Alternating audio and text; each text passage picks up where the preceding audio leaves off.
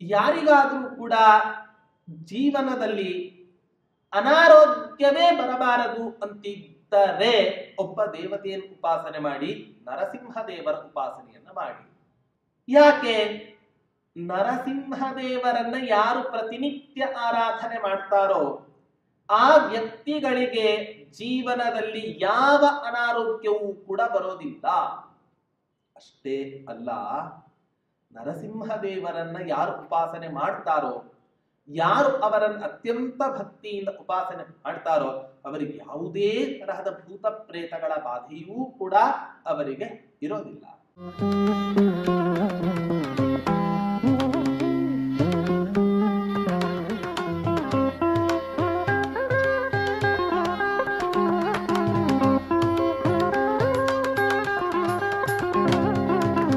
ಪೂಜ್ಯಾಯ ರಾಘವೇಂದ್ರಾಯ ಸತ್ಯ ಧರ್ಮ ರತಾಯ ಚ ಭಜತಾಂ ಕಲ್ಪವೃಕ್ಷಾಯ ನಮತಾಂ ಕಾಮಧೇನವೇ ದುರ್ವಾದಿಧ್ವಾಂತರವಯೇ ವೈಷ್ಣವೇಂದೀವರೇಂದವೇ ಶ್ರೀ ರಾಘವೇಂದ್ರ ಗುರವೇ ನಮೋ ಅತ್ಯಂತ ದಯಾಲವೇ.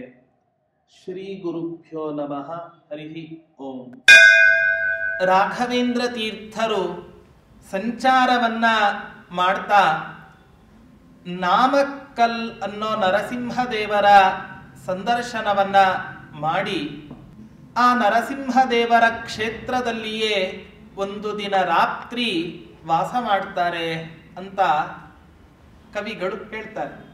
ಈ ನಾಮಕ್ಕಲ್ ಅನ್ನೋ ನರಸಿಂಹ ದೇವರ ವೈಶಿಷ್ಟ್ಯ ಏನು ಅಂತ ಆಲೋಚನೆ ಮಾಡಿದರೆ, ಭಗವಂತ ರಾಮಚಂದ್ರನಾಗಿ ಅವತಾರ ಮಾಡಿದಾಗ ಅವನ ಮಡದಿಯಾದ ಸೀತಾದೇವಿಯನ್ನ ರಾವಣ ಅಪಹರಣ ಮಾಡಿಕೊಂಡು ಹೋಗ್ತಾನೆ. ಆಗ ಪ್ರಭು ಶ್ರೀರಾಮಚಂದ್ರ 100 ಯೋಜನೆ ವಿಸ್ತೀರ್ಣವಾದ ಸಮುದ್ರದ ಮಧ್ಯದಲ್ಲಿ ಒಂದು ಸೇತುವೆಯನ್ನ ನಿರ್ಮಾಣ ಮಾಡಿ ರಾವಣನ ಸಂಹಾರಕ್ಕೋಸ್ಕರ ಅಂತ ಲಂಕಾಪಟ್ಟಣಕ್ಕೆ ಹೋಗಿ ದಶಕಂಠನಾದ ರಾವಣನ ಹತ್ತಿರ ಅತ್ಯದ್ಭುತವಾದ ಯುದ್ಧವನ್ನ ಮಾಡ್ತಾನೆ. ಆ ಯುದ್ಧ ಮಾಡುವ ಸಂದರ್ಭದಲ್ಲಿ ಅನೇಕ ಕಪಿಗಳು ರಾವಣನ ಸಹೋದರನಾಗಿರ್ತಕ್ಕಂತಹ ಇಂದ್ರಜಿತ್, ಆ ಇಂದ್ರಜಿತ್ ಬಿಟ್ಟಂತಹ ಯಾವ ಸಂಮೋಹನಾಸ್ತ್ರ ಇದೆ ಆ ಸಂಮೋಹನಾಸ್ತ್ರಕ್ಕೆ ಎಲ್ಲ ಕಪಿಗಳು ಕೂಡ ಮೂರ್ಛೆ ತಪ್ಪಿ ಬೀಳ್ತವೆ. ಆ ಮೂರ್ಛೆ ತಪ್ಪಿ ಬಿದ್ದಾಗ ಹನುಮಂತ ದೇವರು ಸಂಜೀವಿನಿ ಪರ್ವತವನ್ನ ಎತ್ತಿಕೊಂಡು ಆ ಕಪಿಗಳನ್ನ ಬದುಕಿಸೋದಕ್ಕೋಸ್ಕರ ಬರ್ತಾ ಇದ್ದಾರೆ. ಆ ಸಂಜೀವಿನಿ ಪರ್ವತವನ್ನ ಹನುಮಂತ ದೇವರು ಎತ್ತಿಕೊಂಡು ಬಂದಾಗ ಈ ಪರ್ವತಕ್ಕೆ ಬಂದಾಗ ಸಾಯಂಕಾಲ ಆಗಿರುತ್ತೆ. ಹಿಂದಿನ ಕಾಲದಲ್ಲಿ ಎಲ್ಲ ದೇವಾನುದೇವತೆಗಳೇ ಆಗಲಿ ಮನುಷ್ಯರೇ ಆಗಲಿ ಪ್ರಾಯ ಹಿಂದಿನ ಕಾಲದ ಎಲ್ಲ ಸಂಪ್ರದಾಯಸ್ಥರು ಕೂಡ ಕಾಲ ಕಾಲಕ್ಕೆ ಸರಿಯಾಗಿ ಸಂಧ್ಯಾವಂದನಾದಿ ಕರ್ಮಗಳನ್ನು ಅನುಷ್ಠಾನ ಮಾಡ್ತಾ ಇದ್ದರು. ಹೀಗಾಗಿ ಆ ಹನುಮಂತ ದೇವರು ಸಾಯಂಕಾಲ ಆಗಿದೆ ಅಂತ ತಿಳಿದು ಆ ಸಂಜೀವಿನಿ ಪರ್ವತ ಹಾಗೆ ಕೈಯಲ್ಲಿ ಒಂದು ಸಾಲಿಗ್ರಾಮವನ್ನ ಇಟ್ಟುಕೊಂಡಿರ್ತಾರೆ. ಆ ಸಾಲಿಗ್ರಾಮವನ್ನ ಆ ಕಲ್ಲಿನ ಮೇಲೆ ಇಡ್ತಾರಂತೆ, ಆ ಪರ್ವತದ ಮೇಲೆ ಇಡ್ತಾರೆ. ಇಟ್ಟಾಗ ಸಂಧ್ಯಾ ವಂದನೆಯನ್ನ ಮುಗಿಸಿಕೊಂಡು ಹನುಮಂತ ದೇವರು ಪುನಃ ವಾಪಸ್ ಬಂದು ಆ ಸಾಲಿಗ್ರಾಮ ಶಿಲೆಯನ್ನು ಎತ್ತಲಿಕ್ಕೆ ಪ್ರಯತ್ನವನ್ನ ಪಡ್ತಾರೆ. ಅದರ ಸಾಧ್ಯವೇ ಆಗೋದಿಲ್ಲ ಆ ಹನುಮಂತ ದೇವರಿಗೆ. ಆಗ ಆ ಸಾಲಿಗ್ರಾಮದಲ್ಲಿ ಇದ್ದ ನರಸಿಂಹ ದೇವರೇ ಆ ಹನುಮಂತ ದೇವರಿಗೆ ಹೇಳ್ತಾರೆ, ಚಿಂತೆ ಮಾಡ್ಲಿಕ್ಕೆ ಹೋಗಬೇಡ, ಈ ನನ್ನ ಸಾಲಿಗ್ರಾಮವನ್ನ ಯಾರೂ ಕೂಡ ಕಿತ್ತಿಕೊಂಡು ಹೋಗಲಿಕ್ಕೆ ಸಾಧ್ಯ ಆಗೋದಿಲ್ಲ. ಆದ್ದರಿಂದ ನೀನು ಈ ಸಂಜೀವಿನಿ ಪರ್ವತವನ್ನ ತೆಗೆದುಕೊಂಡು ಹೋಗಿ ಪುನಃ ವಾಪಸ್ ಇಲ್ಲಿ ಬಾ.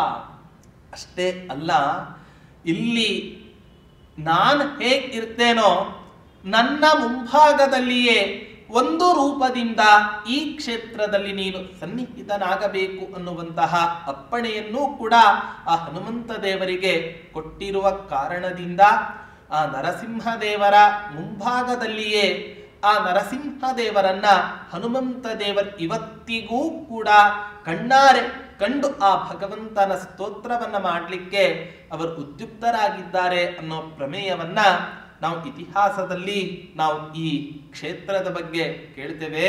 ಅಂಥ ಮಹಾಮಹಿಮೋಪೇತನಾಗಿರತಕ್ಕಂತಹ ನರಸಿಂಹ ದೇವರು ಆ ಕ್ಷೇತ್ರದಲ್ಲಿ ನೆಲೆಸಿದ್ದಾರೆ.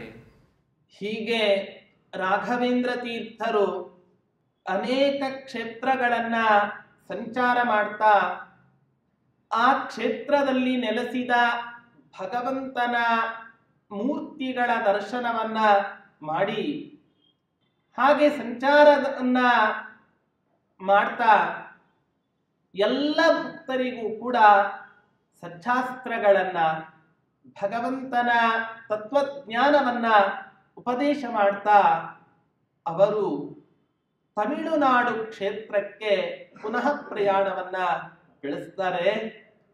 ಆ ತಮಿಳುನಾಡು ಕ್ಷೇತ್ರದಲ್ಲಿ ನಾಮಗಿರಿ ಅನ್ನುವಂತಹ ಒಂದು ಊರು. ಇವತ್ತಿನ ದಿನ ಆ ಊರಿಗೆ ನಾಮಕ್ಕಲ್ ಅಂತ ಈ ರೀತಿಯಾಗಿ ಆಗಿದೆ. ನಾಮಕ್ಕಲ್ ನರಸಿಂಹದೇವರು ಅನ್ನುವಂತಹ ಅಪಭ್ರಷ್ಟ ಭಾಷೆಯಲ್ಲಿ ಆ ಊರಿನ ಹೆಸರು ಇವತ್ತಿನ ದಿನ ವ್ಯತ್ಯಾಸವಾಗಿದೆ. ಅಂತಹ ನಾಮಕ್ಕಲ್ ಅನ್ನೋ ಕ್ಷೇತ್ರಕ್ಕೆ ಬಂದು ನರಸಿಂಹದೇವರನ್ನ ದರ್ಶನ ಮಾಡಿ ಅವರಿಗೆ ಪ್ರಾರ್ಥನೆಯನ್ನು ಸಲ್ಲಿಸ್ತಾರೆ ರಾಘವೇಂದ್ರ ತೀರ್ಥರು ಅನ್ನೋದನ್ನ ವರ್ಣನೆ ಮಾಡ್ತಾ ಇದ್ದಾರೆ. ನಾಮ ಪರ್ವತಮುಪೇತ್ಯ ನೃಸಿಂಹಂ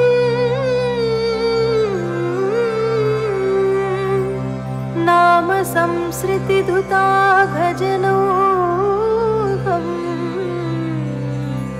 ತಂ ಪ್ರಣಮ್ಯ ತರುಣಾರ್ಕ ಸಮಾಹಂ ತಾಂ ನಿಶಾಮಿಹ ಗುರುರ್ವಸತಿ ಸ್ಮ.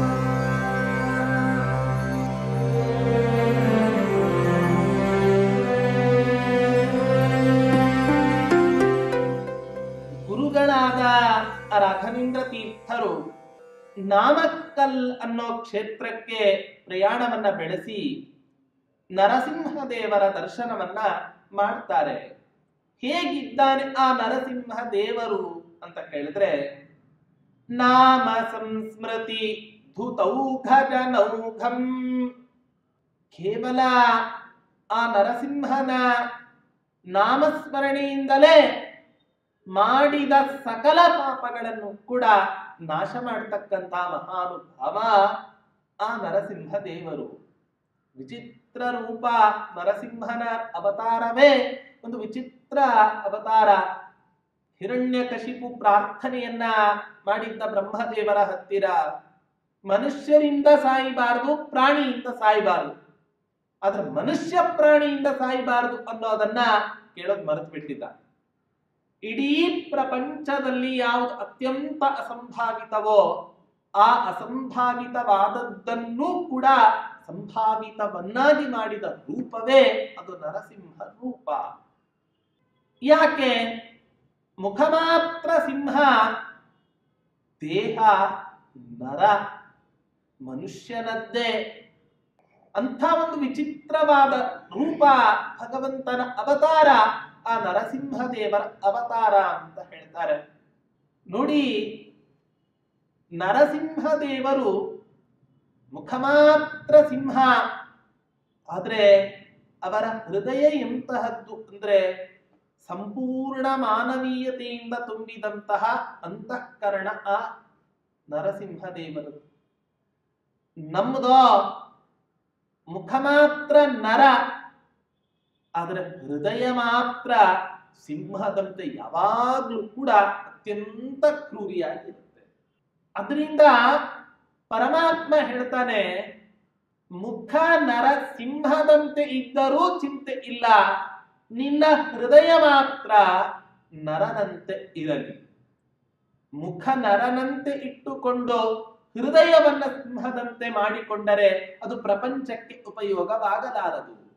ಹಾಗಾಗಿ ಪರಮಾತ್ಮ ನರಸಿಂಹದೇವರ ಅವತಾರದಿಂದ ಇಡೀ ಪ್ರಪಂಚಕ್ಕೆ ಕೊಟ್ಟ ಒಂದು ದೊಡ್ಡ ಸಂದೇಶ ಏನು ಅಂತ ಹೇಳಿದರೆ, ಎಲ್ಲ ಮನುಷ್ಯರ ಮುಖ ಸಿಂಹದಂತೆ ಇದ್ದರೂ ಕೂಡ ಅವರ ಹೃದಯ ಮಾತ್ರ ಮಾನವೀಯತೆಯಿಂದ ಪೂರ್ಣವಾಗಿ ಪರಿಪೂರ್ಣವಾಗಿ ತುಂಬಿರಲಿ ಅನ್ನುವಂತಹದ್ದು ಆ ಭಗವಂತನ ಆಂತರ್ಯ. ಈ ಅವತಾರದ ಮೂಲಕ ಇಡೀ ಪ್ರಪಂಚಕ್ಕೆ ಸಂದೇಶ ಕೊಟ್ಟಂತಹ ಮಹಾನುಭಾವ ಆ ನರಸಿಂಹದೇವರು. ಆಶ್ಚರ್ಯ ಆಗತ್ತೆ, ಭಾಗವತದಲ್ಲಿ ಆ ಹಿರಣ್ಯಕಶಿಪುವನ್ನ ಸಂಹಾರ ಮಾಡ್ತಾನೆ ಪರಮಾತ್ಮ. ಪರಮಾತ್ಮ ಸಂಹಾರ ಮಾಡಿದ ಮೇಲೆ ಆ ಹೊಸ್ತಿಲಿನ ಮೇಲೆ ಸಾಯಂಕಾಲದಲ್ಲಿ ಹಿರಣ್ಯಕಶಿಪುವನ್ನ ತನ್ನ ತೊಡೆಯ ಮೇಲೆ ಹಾಕಿಕೊಂಡು ಸಂಹಾರ ಮಾಡಿದಾಗ ಸತ್ತೇ ಹೋಗಿರ್ತಾನೆ. ಸತ್ ಹೋದ್ರೂ ಕೂಡ ಪುನಃ ಆ ಹಿರಣ್ಯಕಶಿಪುವಿನ ಹೊಟ್ಟೆಯಲ್ಲಿ ಎಲ್ಲ ಮಾಂಸಗಳನ್ನು ಕೂಡ ತೆಗೆದು ಹೊರಗೆ ಹಾಕ್ತಾ ಇದ್ದಾನಂತೆ ಆ ನರಸಿಂಹದೇವರು. ಕೇಳ್ತಾರಂತೆ, ಆ ಹಿರಣ್ಯಕಶಿಪು ಸಂಪೂರ್ಣ ಸತ್ತು ಹೋಗಿದ್ದಾನೆ, ಸತ್ತು ಹೋದ ಅವನ ದೇಹದಿಂದ ಎಷ್ಟು ಮಾಂಸ ಮುದ್ದೆಗಳನ್ನ ತೆಗೆದರೂ ಕೂಡ ಅದು ವ್ಯರ್ಥವೇ, ಯಾತಕ್ಕೋಸ್ಕರ ನೀನ್ ತೆಗಿತೀಯಾ ಅಂತ ಕೇಳಿದಾಗ ನರಸಿಂಹದೇವರು ಹೇಳ್ತಾರೆ, ಇಂಥ ದುಷ್ಟನ ಹೊಟ್ಟೆಯಿಂದ ಪ್ರಪಂಚಕ್ಕೆ ಪ್ರಹ್ಲಾದನಂಥ ರತ್ನ ಇವತ್ತಿನ ದಿನ ದೊರಕಿದೆ. ಇಂಥ ಪ್ರಹ್ಲಾದನಂಥ ರತ್ನಗಳೇನಾದ್ರೂ ಕೂಡ ತನ್ನ ಹೊಟ್ಟೆಯಲ್ಲಿ ಮುಚ್ಚಿಟ್ಕೊಂಡಿದ್ದಾನೋ ಏನೋ ಅನ್ನೋದಕ್ಕೋಸ್ಕರ ನಾನು ಬಿಡ್ತಾ ಇದ್ದೇನೆ. ಎಂಥ ಒಂದು ಆ ಪರಮಾತ್ಮನ ಚಿಂತನೆ.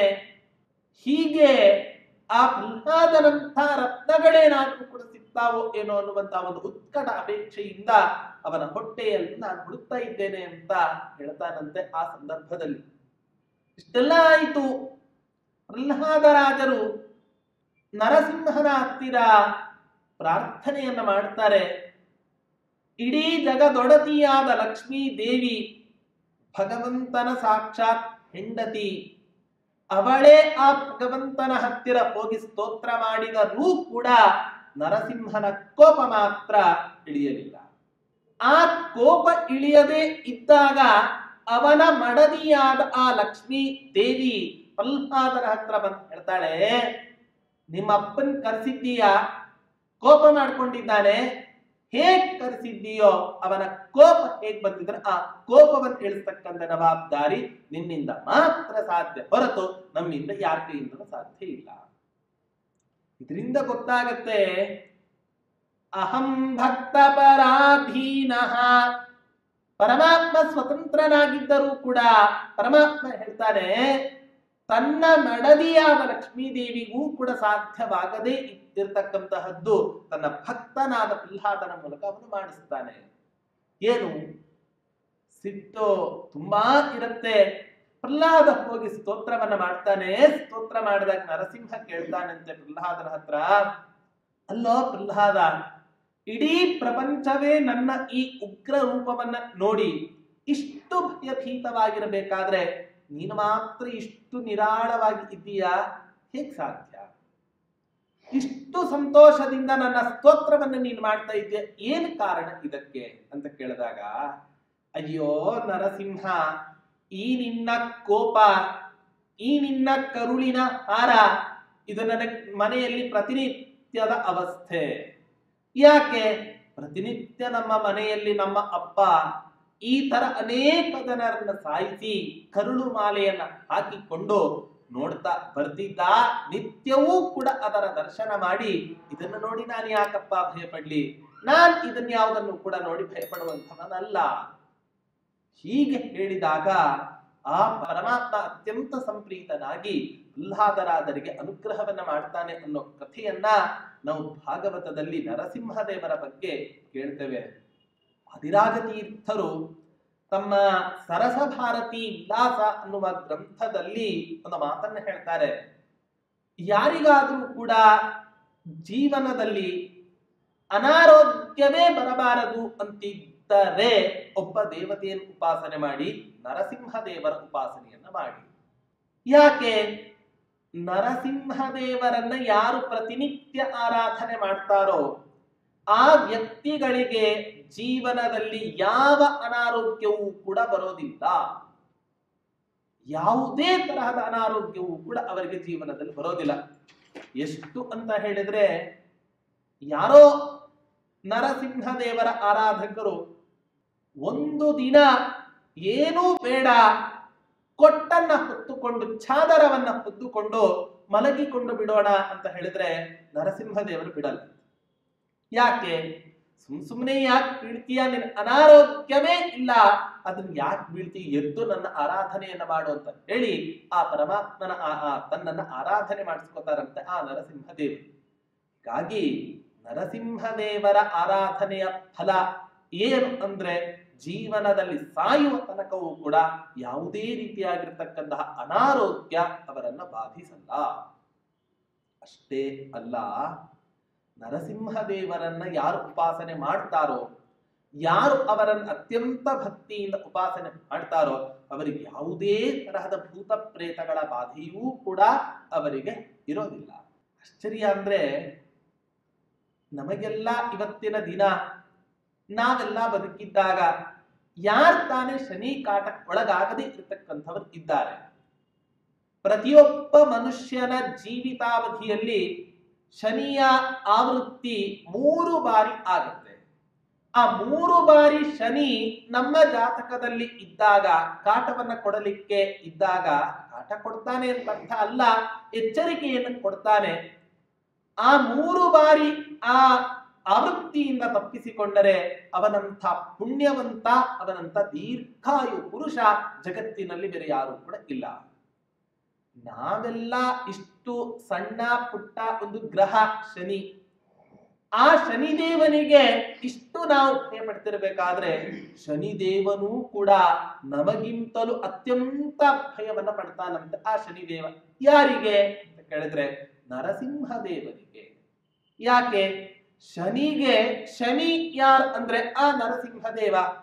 ಸುಮ್ನೆ ಯಾರಿಗಾದ್ರೂ ಕೂಡ ಕಾಟವನ್ ಏನಾದ್ರೂ ಆ ಶನಿದೇವ ಕೊಟ್ಟ ಅಂದ್ರೆ ಅವನನ್ನೇನೂ ಕೂಡ ಆ ನರಸಿಂಹದೇವರು ಸುಮ್ಮನೆ ಕೂಡ್ಲಿಕ್ಕೆ ಬಿಡ್ತಾನೆ ಅಂತ ಅನ್ಕೊಳಿಕ್ ಹೋಗ್ಬೇಡಿ.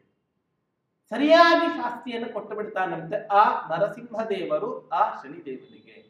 ಹೀಗಾಗಿ ಯಾರು ಯೋಗ್ಯರು, ಯಾರು ಅಯೋಗ್ಯರು, ಯಾರು ಭಗವಂತನ ಉಪಾಸನೆಯನ್ನ ಮಾಡ್ತಾರೆ ಅವರಿಗೆ ಯಾವ ರೀತಿಯ ಎಚ್ಚರಿಕೆಯನ್ನು ಕೊಡಬೇಕು, ಯಾರು ಆರಾಧನೆ ಮಾಡೋದಿಲ್ಲ ಅವರಿಗೆ ಯಾವ ರೀತಿಯ ಎಚ್ಚರಿಕೆಯನ್ನು ಕೊಡಬೇಕು ಅನ್ನೋದನ್ನ ಶನಿದೇವ ಚಾಚೂ ತಪ್ಪದೆ ಅಚ್ಚುಕಟ್ಟಾಗಿ ನಡೆಸ್ತಕ್ಕಂಥವನಾಗ್ತಾನೆ ಆ ಶನಿದೇವ. ಹೀಗಾಗಿ ಆ ಶನಿದೇವನಿಗೆ ಶನಿ ಯಾರು ಅಂದ್ರೆ ಆ ನರಸಿಂಹದೇವರು. ಹೀಗಾಗಿ ಭೂತ ಪ್ರೇತಗಳ ಬಾಧೆ, ಜೀವನದಲ್ಲಿ ಪೂರ್ಣವಾದ ಆರೋಗ್ಯ, ಇದೆಲ್ಲವೂ ಕೂಡ ನಮಗೆ ದೊರಕಬೇಕು ಅಂತಾದರೆ ನರಸಿಂಹದೇವರ ಆರಾಧನೆಯನ್ನ ಮಾಡಿ ಅಂತ ಹೇಳ್ತಾರೆ. ಮತ್ತಷ್ಟೇ ಅಲ್ಲ, ಹೇಳ್ತಾರೆ ನರಸಿಂಹದೇವರ ಆರಾಧನೆಯನ್ನ ಅಥವಾ ಅವರನ್ನು ಯಾವಾಗ ಸ್ಮರಣೆ ಮಾಡಬೇಕು? ನಾವೆಲ್ಲ ಊರಿಗೆ ಹೋಗ್ತಕ್ಕಂತ ಸಂದರ್ಭದಲ್ಲಿ ಅಗ್ರತೋ ನಾರಸಿಂಹಶ್ಚ ಪೃಷ್ಠತೋ ಗೋಪಿನಂದನಃ ಉಭಯೋ ಪಾರ್ಶ್ವಯೋರಾಸ್ತಾಂ ಸಶರೌ ರಾಮ ಲಕ್ಷ್ಮಣೌ. ಅಗ್ರತೋ ನಾರಸಿಂಹಶ್ಚ. ನಾವು ಒಬ್ಬ ಬ್ರಾಹ್ಮಣರ ಕಥೆಯನ್ನು ಕೂಡ ನಾವು ಈ ಶ್ಲೋಕದ ಇತಿಹಾಸವನ್ನ ನೋಡಿದಾಗ ನಾವು ಕೇಳ್ತೇವೆ. ಕಳ್ಳರು ಬರ್ತಾರೆ, ಬ್ರಾಹ್ಮಣನ ಮನೆಯಲ್ಲಿ ಇದ್ದ ಸಂಪತ್ತನ್ನ ಕದ್ದುಕೊಂಡು ಹೋಗಬೇಕು ಅನ್ನೋ ಭಾವನೆಯಿಂದ ಬಂದಾಗ ಆಗ ಆ ಕಳ್ಳರಿಗೆ ಕಾಣಿಸುತ್ತೆ ಎದುರುಗಡೆ ನರಸಿಂಹದೇವರಿದ್ದಾರಂತೆ, ಹಿಂದ್ಗಡೆ ಗೋಪಾಲಕೃಷ್ಣ, ಅಕ್ಕಪಕ್ಕ ಬಿಲ್ಲು ಬಾಣಗಳನ್ನು ಹಿಡಿದು ರಾಮ ಲಕ್ಷ್ಮಣ ಕಾಯ್ತಾ ಇದ್ದಾರೆ. ಹೀಗಾಗಿ ನಾವು ಎಲ್ಲೇ ಪ್ರಯಾಣಕ್ಕೆ ಹೋಗಬೇಕಾದರೂ ಕೂಡ ನಾವು ಸಂರಕ್ಷಣೆ ಮಾಡಿದ, ನಾವು ಸಂಪಾದನೆ ಮಾಡಿದ ಯಾವ ಮನೆ ಮೊದಲಾದಂತಹ ಸಂಪತ್ತು ಇದೆ ಆ ಸಂಪತ್ತು ಸ್ಥಿರವಾಗಿ ನಿಲ್ಲಬೇಕು ಅಂತಾದರೆ ನರಸಿಂಹದೇವರ ಆರಾಧನೆಯನ್ನ ಮಾಡಿ, ನರಸಿಂಹದೇವರ ಸ್ಮರಣೆಯನ್ನ ಮಾಡಿ ಅಂತ ಈ ರೀತಿಯಾಗಿ ಹೇಳ್ತಾರೆ. ಅಷ್ಟೇ ಅಲ್ಲ, ಆ ನರಸಿಂಹದೇವರು ಹೇಗಿದ್ದಾರೆ? ನಾಮ ಸಂಸ್ಮೃತಿ ಧುತಾಖನೌಘಂ. ಕೇವಲ ನಾಮಸ್ಮರಣೆ ಮಾಡಿದ್ರೆ ಸಾಕಂತೆ ಭಕ್ತರು ಮಾಡಿದ ಎಲ್ಲ ಪಾಪಗಳನ್ನು ಕೂಡ ಅವನು ನಾಶವನ್ನ ಮಾಡ್ತಾನಂತೆ ಆ ನರಸಿಂಹದೇವರು. ಅಷ್ಟು ಕರುಣಾಶಾಲಿ. ಇವತ್ತಿನ ದಿನ ನರಸಿಂಹದೇವರ ಉಪಾಸನೆಯನ್ನ ಮಾಡಿದ್ರೆ ತುಂಬಾ ಕೆಡುಕುಂಟಾಗತ್ತೆ ಅನ್ನುವಂತಹ ಭಾವನೆ ಅನೇಕ ಜನರಲ್ಲಿ ಉಂಟು. ಅದರ ಅತ್ಯಂತ ಶುದ್ಧ ತಪ್ಪು. ನರಸಿಂಹದೇವರು ಅನುಗ್ರಹಾಕಾಂಕ್ಷಿಗಳು. ಅದಕ್ಕೋಸ್ಕರ ಹೇಳ್ತಾರೆ, ನರಸಿಂಹನ ಆರಾಧನೆಯನ್ನ ಮಾಡಬೇಕಾದ್ರೆ ಎಂಥ ನರಸಿಂಹನ ಆರಾಧನೆಯನ್ನ ಮಾಡಬೇಕು? ಉಗ್ರ ನರಸಿಂಹನ ಆರಾಧನೆಯನ್ನ ಮಾಡಬೇಡಿ. ಹೊರತು ಪ್ರಸನ್ನ ವರದನಾದ, ಪ್ರಸನ್ನ ಮುಖನಾದ, ಆ ಲಕ್ಷ್ಮೀದೇವಿ ಸಮೇತನಾದ ಯಾವ ಆ ನರಸಿಂಹದೇವರಿದ್ದಾರೆ, ಅಂಥ ನರಸಿಂಹದೇವರ ಆರಾಧನೆಯನ್ನ ಮಾಡಿದಾಗ ಅವಶ್ಯವಾಗಿ ಆ ಪರಮಾತ್ಮನ ಪ್ರಸನ್ನ ವದನ ಆ ನರಸಿಂಹದೇವರ ಆರಾಧನೆಯನ್ನು ಮಾಡಿದ್ರೆ ನಿಶ್ಚಯವಾಗಿಯೂ ಕೂಡ ನಮಗೆ ಜೀವನದಲ್ಲಿ ಮಂಗಲ ಉಂಟಾಗತ್ತೆ ಅನ್ನೋದು ಶಾಸ್ತ್ರಗಳು ಕೂಡ ಹೇಳ್ತಾರೆ. ಅಂತಹ ತರುಣಾರ್ಕ ಸಮಾಭಂ ಹೇಗಿದ್ದಾನೆ? ಎಳೆಯ ಸೂರ್ಯನಿಗೆ ಸಮಾನವಾದ ಕಾಂತಿ ಆ ನರಸಿಂಹದೇವರಿಗೆ, ನಾಮಕ್ಕಲ್ ಅನ್ನೋ ನರಸಿಂಹದೇವರಿಗೆ ಇದೆ. ಅಂಥ ನರಸಿಂಹದೇವರನ್ನ ನಮಸ್ಕಾರ ಮಾಡಿ ಅವತ್ತಿನ ದಿನ ರಾತ್ರಿ ಕಾಲದಂದು ಆ ನಾಮಗಿರಿಯಲ್ಲಿಯೇ, ನಾಮಕ್ಕಲ್ ಅನ್ನುವಂತಹ ಕ್ಷೇತ್ರದಲ್ಲಿಯೇ ಅವರು ವಾಸವನ್ನ ಮಾಡ್ತಾರಂತೆ ಆ ರಾಘವೇಂದ್ರ ತೀರ್ಥರು. ಹಾಗೆ ವಾಸವನ್ನ ಮಾಡಿ ಮುಂದೆ ಅಲ್ಲಿಂದ ಪ್ರಯಾಣವನ್ನ ಬೆಳೆಸಿ ಬಾಣಾವರ ಭಲ್ಲಪುರ ಅನ್ನುವಂತಹ ಒಂದು ಪಟ್ಟಣಕ್ಕೆ ಪ್ರವೇಶವನ್ನ ಮಾಡಿ ಏನು ಮಾಡ್ತಾರೆ ಅಲ್ಲಿ ಅನ್ನೋದನ್ನ ನಿರೂಪಣೆ ಮಾಡ್ತಾ ಇದ್ದಾರೆ.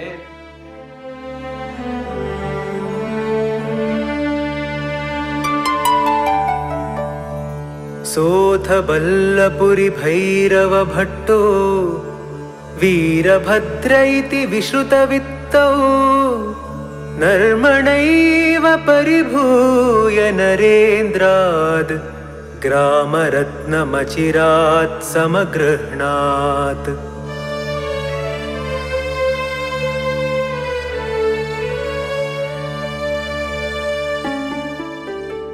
ಭಲ್ಲಪುರಿ ಭೈರವ ಭಟ್ಟ, ಆ ಗುರುಗಳು ಪ್ರಯಾಣ ಮಾಡತಕ್ಕಂತಹ ದಾರಿಯಲ್ಲಿ ಭಲ್ಲಪುರ ಅಥವಾ ಬಾಣಾವರ ಅನ್ನೋ ಹೆಸರಿನ ಒಂದು ಗ್ರಾಮ ಇತ್ತು. ಆ ಗ್ರಾಮದಲ್ಲಿ ಒಬ್ಬ ಶೈವ ಶಾಸ್ತ್ರವನ್ನ ಅಧ್ಯಯನ ಮಾಡಿದಂತ ವಿದ್ವಾಂಸರಿತ್ತು. ಯಾರು? ವೀರಭದ್ರ ಅನ್ನುವಂತ ಭೈರವ ಭಟ್ಟ ಹಾಗೆ ವೀರಭದ್ರ ಅನ್ನೋ ಹೆಸರಿನ ಇಬ್ಬರು ಪ್ರಸಿದ್ಧರಾಗಿರ್ತಕ್ಕಂತಹ ವಿದ್ವಾಂಸರು ಆ ಕಾಲದಲ್ಲಿ ಇದ್ದರು. ಯಾರಾದ್ರೂ ಭಗವಂತನ ಸರ್ವೋತ್ತಮತ್ವವನ್ನ ಪ್ರತಿಪಾದನೆ ಮಾಡಲಿಕ್ಕೆ ಬಂದರೆ ಅವರನ್ನ ಖಂಡನೆ ಮಾಡಿ ಶಿವ ಸರ್ವೋತ್ತಮತ್ವವನ್ನ, ಶೈವಶಾಸ್ತ್ರವನ್ನ ಸಂಪೂರ್ಣವಾಗಿ ಪ್ರಚಾರ ಮಾಡತಕ್ಕಂತ ದೊಡ್ಡ ವಿದ್ವಾಂಸರಾಗಿದ್ರು ಆಗಿನ ಕಾಲದಲ್ಲಿ ಅವರು. ತಕ್ಷಣಕ್ಕೆ ಆ ವಿದ್ವಾಂಸರ ಹತ್ತಿರ ವಾಕ್ಯಾರ್ಥವನ್ನ ನಡೆಸಿ ಆ ವಾಕ್ಯಾರ್ಥದಲ್ಲಿ ಆ ಇಬ್ಬರೂ ವಿದ್ವಾಂಸರನ್ನ ಸೋಲಿಸ್ತಾರಂತೆ ಈ ರಾಘವೇಂದ್ರ ತೀರ್ಥರು. ಹೇಗೆ? ನರ್ಮಣೈವ ಪರಿಭೂಯ, ಅಷ್ಟೇನ್ ಆಯಾಸವನ್ನ ಪಟ್ಕೊಳ್ಳಿಲ್ಲಂತೆ ಈ ರಾಘವೇಂದ್ರ ತೀರ್ಥರು. ಅನಾಯಾಸವಾಗಿಯೇ ಆ ಇಬ್ಬರು ಪಂಡಿತರನ್ನ ಸೋಲಿಸಿ ಅಲ್ಲಿಂದ ಮತ್ತೆ ತಮ್ಮ ಸಂಚಾರವನ್ನ ಬೆಳೆಸ್ತಾರಂತೆ. ಆಗ ಆ ಗ್ರಾಮದ ಅಧಿಪತಿಯಾಗಿರ್ತಕ್ಕಂಥ ರಾಜ ಅವನು ಈ ರಾಘವೇಂದ್ರ ತೀರ್ಥರ ಬ್ರಹ್ಮವರ್ಚಸ್ಸನ್ನ, ಇವರ ಪಾಂಡಿತ್ಯಕ್ಕೆ ಮನಸೋತು ಏನ್ ಮಾಡ್ತಾನೆ, ಅಲ್ಲಿ ತನಕ ವೀರಭದ್ರ ಹಾಗೆ ಭೈರವ ಭಟ್ಟ ಇವರ ಇವರ ಆ ಪಾಂಡಿತ್ಯಕ್ಕೆ ಸಮಾನರಾದ ಯಾವ ವಿದ್ವಾಂಸರು ಕೂಡ ಇಲ್ಲ ಅಂತ ಅನ್ಕೊಂಡಿದ್ರು. ಯಾವಾಗ ರಾಘವೇಂದ್ರ ತೀರ್ಥರ ಸಾತ್ವಿಕತನದ ಈ ವಿದ್ಯೆ, ಅವರಲ್ಲಿ ಇರತಕ್ಕಂತ ಅನೇಕ ಸದ್ಗುಣಗಳು ಆ ಎಲ್ಲವನ್ನೂ ಕೂಡ ಕಂಡು ಆ ವಾದಿಗಳನ್ನ ಸೋಲಿಸಿದ್ರೋ, ತಕ್ಷಣಕ್ಕೆ ಆ ಗ್ರಾಮಕ್ಕೆ ಅಧಿಪತಿಯಾಗಿರ್ತಕ್ಕಂಥ ರಾಜ ಒಂದು ಉತ್ತಮವಾಗಿರತಕ್ಕಂಥ ಗ್ರಾಮವನ್ನ ದಾನದ ರೂಪದಲ್ಲಿ ಆ ರಾಘವೇಂದ್ರ ತೀರ್ಥರಿಗೆ ಕೊಡ್ತಾನಂತೆ. ಅದರಿಂದ ಇವಾಗಿನ ಕಾಲದಂತೆ ಯಾವ ರೀತಿ ಭಕ್ತರು ಆ ಸನ್ಯಾಸಿಗಳ ಒಂದು ವರ್ಚಸ್ಸನ್ನ ಕಂಡು ದಾನವನ್ನ ಮಾಡ್ತಾ ಇದ್ದಾರೋ, ಹಿಂದಿನ ಕಾಲದಿಂದಲೂ ಕೂಡ ಈ ದಾನ ಕೊಡ್ತಕ್ಕಂಥ ಒಂದು ಪರಂಪರೆ ಅನಾದಿ ಕಾಲದಿಂದಲೂ ಕೂಡ ಇತ್ತು. ಹೀಗೆ ಅವರ ಪಾಂಡಿತ್ಯಕ್ಕೆ ಜಯಕ್ಕೆ ಸಿಕ್ಕ ಕುರುಹಾಗಿ ಆ ಗ್ರಾಮವನ್ನು ಏನು ಕೊಟ್ಟಿದ್ರೋ ಆ ಗ್ರಾಮವನ್ನು ಸ್ವೀಕಾರ ಮಾಡಿ ಮತ್ತೆ ಪುನಃ ಅಲ್ಲಿಂದ ವಿಷ್ಣುಮಂಗಲ ಹಾಗೆ ಸುಬ್ರಹ್ಮಣ್ಯ ಕ್ಷೇತ್ರ ಅನ್ನುವಂತಹ ಭಾರೀ ಪರಮ ಪವಿತ್ರವಾಗಿರತಕ್ಕಂತಹ ಕ್ಷೇತ್ರಗಳು ಆ ಕ್ಷೇತ್ರಕ್ಕೆ ಸಂಚಾರವನ್ನು ಬೆಳೆಸ್ತಾರೆ ರಾಘವೇಂದ್ರ ತೀರ್ಥ.